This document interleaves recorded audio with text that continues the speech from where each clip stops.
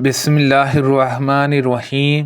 رسول اللہ صلی اللہ علیہ وسلم اس آیت کے نازل ہونے کے بعد ان مومن عورتوں کا امتحان لیا کرتے تھے جو ہجرت کر کے مدینے آتی تھی۔ اللہ تعالیٰ نے ارشاد فرمایا تھا کہ اے نبی، جب آپ سے مسلمان عورتیں بیعت کرنے کے لیے آئیں، ارشاد غفور الرحیم تک۔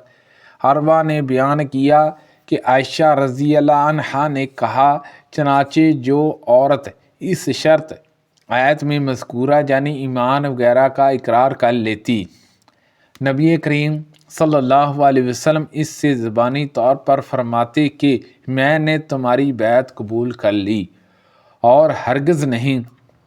اللہ کی قسم، نبی کریم صلی اللہ علیہ وسلم کے ہاتھ نے کسی عورت کا ہاتھ بیعت لیتے وقت کبھی نہیں چھوا، صرف آپ ان سے زبانی بیعت لیتے تھے۔ کہ آیت میں مذکورہ باتوں پر قائم رہنا۔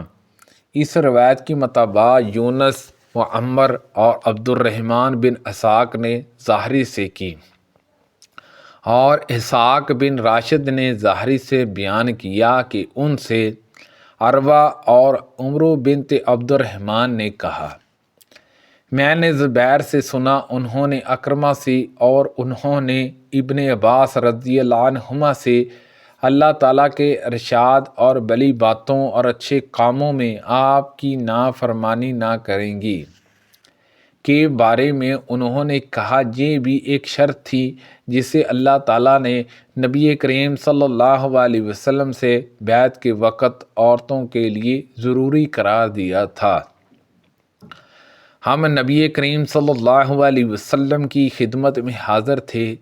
نبی کریم صلی اللہ علیہ وسلم نے فرمایا کہ کیا تم مجھ سے اس بات پر بیعت کرو گے کہ اللہ تعالیٰ کے ساتھ کسی کو شریک نہ ٹھہراؤ گے، اور نہ زنا کرو گے، اور نہ چوری کرو گے؟ آپ صلی اللہ علیہ وسلم نے سورۃ النساء کی آیتیں پڑھی۔ سفیان نے اس حدیث میں اکثر یوں کہا کہ آپ نے یہ آیت پڑھی، پھر تم میں سے جو شخص اس شرط کو پورا کرے گا تو اس کا اجر اللہ پر ہے، اور جو کوئی ان میں سے کسی شرط کی خلاف ورزی کر بیٹھا اور اس پر اسے سزا بھی مل گئی تو سزا اس کے لیے کفارہ بن جائے گی۔ لیکن کسی نے اپنے کسی عہد کے خلاف کیا اور اللہ نے اسے چھپا لیا تو وہ اللہ کے حوالے ہے۔ اللہ چاہے تو اسے اس پر عذاب دے، اور اگر چاہے معاف کر دے۔ سفیان کے ساتھ اس حدیث کو عبد الرزاق نے بھی معمر سے روایت کیا۔ انہوں نے ظاہری سے اور یوں ہی کہا، آیت پڑھی، میں نے رسول اللہ صلی اللہ علیہ وسلم اور حضرت ابو بکر صدیق اور حضرت عمر فاروق رضی اللہ عنہ اور حضرت عثمان غنی رضی اللہ عنہما کے ساتھ عید الفطر کی نماز پڑھی ہے۔ ان تمام بزرگوں نے نماز خطبہ سے پہلے پڑھی تھی اور خطبہ بعد میں دیا تھا۔ ایک مرتبہ خطبے سے فارغ ہونے کے بعد نبی کریم صلی اللہ علیہ وسلم اترے، گویا آپ بھی میں بھی نبی کریم صلی اللہ علیہ وسلم کو دیکھ رہا ہوں جب آپ لوگوں کو اپنے ہاتھ کے اشارے سے بٹھا رہے تھے۔ پھر آپ صف چیرتے ہوئے آگے بڑھے اور عورتوں کے پاس تشریف لائے۔ حضرت بلال رضی اللہ عنہ آپ کے ساتھ تھے۔ پھر آپ نے یہ آیت تلاوت کی، یعنی اے نبی، جب مومن عورتیں آپ کے پاس آئیں کہ آپ سے ان باتوں پر بیعت کریں کہ اللہ کے ساتھ نہ کسی کو شریک کریں گی، اور نہ چوری کریں گی، اور نہ بدکاری کریں گی، اور نہ اپنے بچوں کو قتل کریں گی، اور نہ بہتان لگائیں گی جسے اپنے ہاتھ اور پاؤں کے درمیان گڑھ لیں۔ آپ نے پوری آیت آخر تک پڑھی۔ جب آپ صلی اللہ علیہ وسلم آیت پڑھ چکے تو فرمایا، تم ان شرائط پر قائم رہنے کا وعدہ کرتی ہو؟ ان میں سے ایک عورت نے جواب دیا، جی ہاں یا رسول اللہ صلی اللہ علیہ وسلم۔ ان کے سوا اور کسی عورت نے شرم کی وجہ سے کوئی بات نہیں کہی۔ حسن کو اس عورت کا نام معلوم نہیں تھا بیان کیا کہ پھر عورتوں نے صدقہ دینا شروع کیا اور بلال رضی اللہ عنہ نے اپنا کپڑا پھیلا لیا۔ عورتیں حضرت بلال رضی اللہ عنہ کے کپڑے میں چھلے اور انگوٹھیاں ڈالنے لگیں۔ میں نے رسول اللہ صلی اللہ علیہ وسلم سے سنا، آپ صلی اللہ علیہ وسلم فرما رہے تھے کہ میرے کئی نام ہیں، میں محمد ہوں، میں احمد ہوں، میں ماہی ہوں کہ جس کے ذریعے اللہ تعالیٰ کفر کو مٹا دے گا، اور میں حاشر ہوں کہ اللہ تعالیٰ سب کو حشر میں میرے بعد جمع کرے گا، اور میں عاقب ہوں یعنی سب پیغمبروں کے بعد دنیا میں آنے والا ہوں۔ جمعہ کے دن سامان تجارت لیے ہوئے اونٹ آئے، ہم اس وقت نبی کریم صلی اللہ علیہ وسلم کے ساتھ تھے۔ انہیں دیکھ کر سوائے 12 آدمی کے سب لوگ ادھر ہی دوڑ پڑے۔